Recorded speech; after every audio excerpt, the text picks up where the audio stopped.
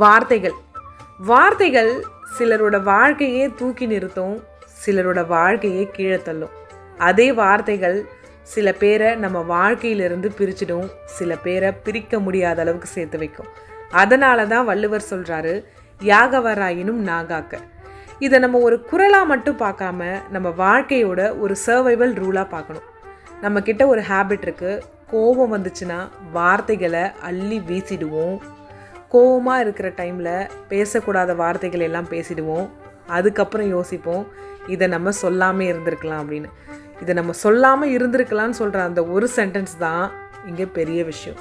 இங்கே பிரச்சனை என்னென்னா, வார்த்தைக்கு டெலிட் ஆப்ஷன் அப்படின்றது கிடையாது. வாட்ஸ்அப் மெசேஜை டெலிட் பண்ணலாம், போட்ட ஸ்டோரியை டெலிட் பண்ணலாம், அமிச்ச வாய்ஸ் நோட்டை டெலிட் பண்ணலாம். ஆனால் ஒருத்தவங்க மனசில் விழுந்த வார்த்தையை அவ்வளவு ஈஸியாக டெலிட் பண்ண முடியாது. நம்ம வீட்லேயே பாருங்கள், அப்பா கோவத்தில் உன்னால் முடியாதுன்னு சொல்கிறாருன்னா அவர் சொல்கிற அந்த வார்த்தை அவருக்கு வெறும் வார்த்தையாக மட்டும்தான் இருக்கும். ஆனால் அதை கேட்குறவங்களுக்கு அது ஒரு லைஃப் லாங் லேபிள். அந்த குழந்தைக்கிட்ட இப்போ முடியலைன்னா பரவாயில்ல, இன்னொரு தடவை ட்ரை பண்ணுன்னு சொன்னால் அது வெறும் வார்த்தை இல்லை, அந்த குழந்தையோட வாழ்க்கையே மாற்றுற ஒரு டைரக்ஷன்.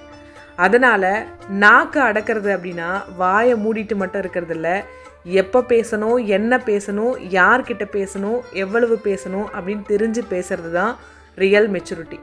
ஒரு சிம்பிள் ரூலை வச்சுக்கோங்க, கோவத்தில் இருக்கும்போது பேசாதீங்க, ரொம்ப சந்தோஷத்தில் இருக்கும்போது ப்ராமிஸ் பண்ணாதீங்க, ரொம்ப ஹர்ட்டாக இருக்கும்போது டெசிஷன் எடுக்காதீங்க.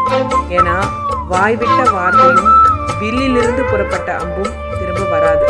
நம்ம வாழ்க்கையில் பெரிய பிரச்சனைகள் எல்லாம் பெரிய விஷயங்களால் வராது. சில நேரம் சின்ன வார்த்தை, தவறான நேரம், தவறான இடம், அவ்வளோதான். அதனால் இனிமேல் பேசுகிறதுக்கு முன்னாடி ஒரு பாஸ் விட்டு ஒரு செகண்ட் யோசித்து பேசுங்க.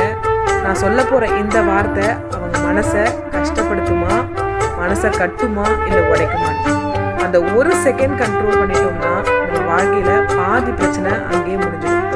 வார்த்தையை கண்ட்ரோல் பண்ணுறவ ஒரு கான்வர்சேஷனை மட்டும் இல்லை, உங்களோட வாழ்க்கையே கண்ட்ரோல் பண்ணுவாங்க. இப்படி வாழ்க்கைக்கு யூஸ்ஃபுல்லாக இருக்கும் வரிகளை இன்னும் நீங்கள் கேட்கணுமா? நம்ம வாழ்வின் வரிகள் சேனலை தொடர்ந்து ஃபாலோ பண்ணுங்கள், சப்ஸ்கிரைப் பண்ணுங்கள். நம்ம வாழ்க்கையை கொஞ்சம் கொஞ்சமாக நல்லதாக மாற்றிக்கலாம். நான் சொன்னது ஒரு வார்த்தை, நீங்கள் ஃபாலோ பண்ண போகிறது ஒரு வாழ்க்கை முறை. மீண்டும் ஒரு பியூட்டிஃபுல்லான வீடியோவோட பார்க்கலாம்.